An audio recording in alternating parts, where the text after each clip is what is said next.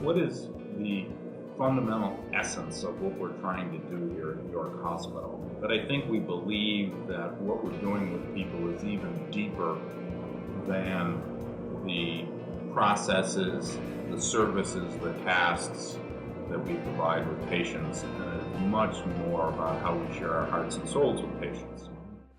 And sitting in my office one day, I thought, I wonder what it'd be like if I asked Sumner if he would be willing to try to create something that captured and reminded us about loving kindness. When Judd Knox asked me to do the commission, he asked me if I could do anything that would signify loving kindness, and I said I'd try. And as soon as I started to work, it became clear that it was a labor of love. The whole idea of the piece started with a model that I did that had a little family inside. And the first iteration was a set of hands with three characters in it, a man, a woman, and a child. And I immediately said, that's just awesome, Sumner. That's it, you've done it. That's great. What do we do next? And he said, well, let's work it up a little further.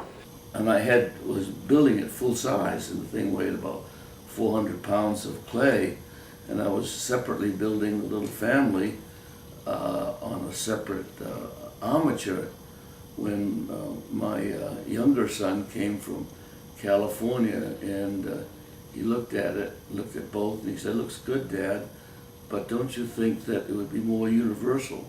Don't you think that it would be, everybody would have a connection to it if you didn't have the little family in there? When Stu came in, he said we should have a large base out of stone. I said, stone? He said, yeah, I was thinking of wood, a square wooden base. Mm-hmm. He said, no, do you know Albert Raitt was over on 296, the stone collector and mason? And I said, no, I've seen the stone yard, but I'd never been there. Stu gave me a call, told me that he had someone he was working with, he wanted to bring up and introduced him, and that was Sumner. So the two of them came up and we wandered around the yard. They told me what they were working on, the sculpture of the hands, the concept of the loving kindness. And we made an appointment to get together, and I went down and looked at the sculpture. It was a clay sculpture at that point.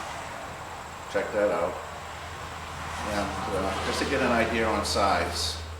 So we went over to Albert's and we looked at all these stones a couple of times, and there was one stone that was like a piece from the Stonehenge.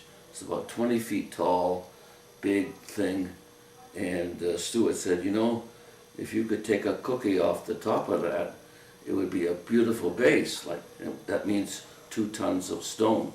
So Albert cut the top off, this huge stone, and we placed the sculpture then, which was done with in bronze, and it didn't look right, so we asked Albert to cut another cookie off this huge stone, and he cut another cookie off, and Stu said, that's great.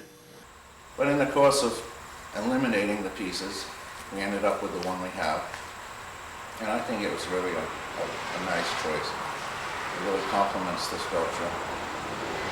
That's the whole goal. Is when someone comes to me and they want to mount a bronze on something, I don't think it should just look like a bronze mounted on a block.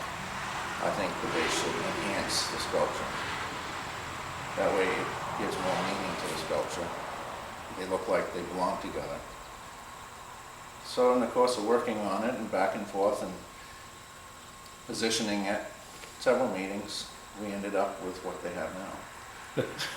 And then Albert went to work on it, and one of the things he did, which is really a miracle, is that I said, gee, it'd be nice if it seemed like the hands were coming out of the stone. The concept that I wanted was to see the stone on something that had a slight taper to it, almost like the hands could be coming out of the stone. Sumner, all I have to do is about 1/4 of an inch, and maybe less, and it'll seem as though it's coming out of the stone. And he was right, it was a beautiful job.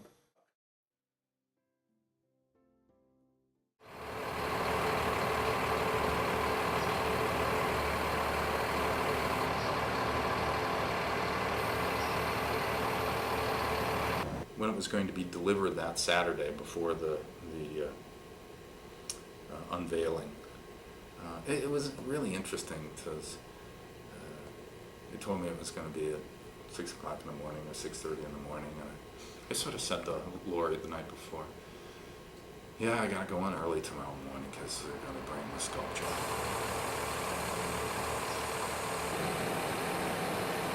And of course, the next morning I realized it was a really big deal. It wasn't just about the physical move, that it was a sort of a watershed moment of after working on this project and working with these people, most importantly, for whatever it was, a year and a half. With loving kindness, we devote ourselves to others. We respectfully care for each individual without imposing our judgments. We offer love, empathy, understanding, and nurturing. We are grateful for the privilege of helping others. In loving kindness, we are determined to embrace others with dignity, respect, and compassion. Listen, love, and laugh with our hearts. Honor the privilege of being present in others' life journeys. Give unselfishly. Smile, touch, and embrace warmly. Be kind, honest, and genuine. Show thankfulness and appreciation to others, and make opportunities to create joy and happiness. If you join us, Megan, Barb, Stu, Albert, John, join us. All the Winebaums, please. You know who you are. Corky, please.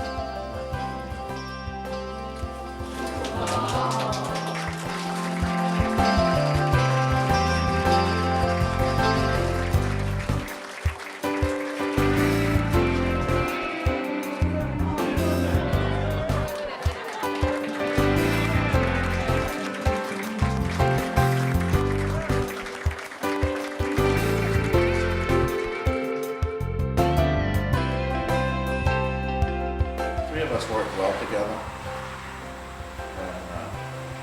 And they work good together. They're a class act. And it was just a joy to be part of it.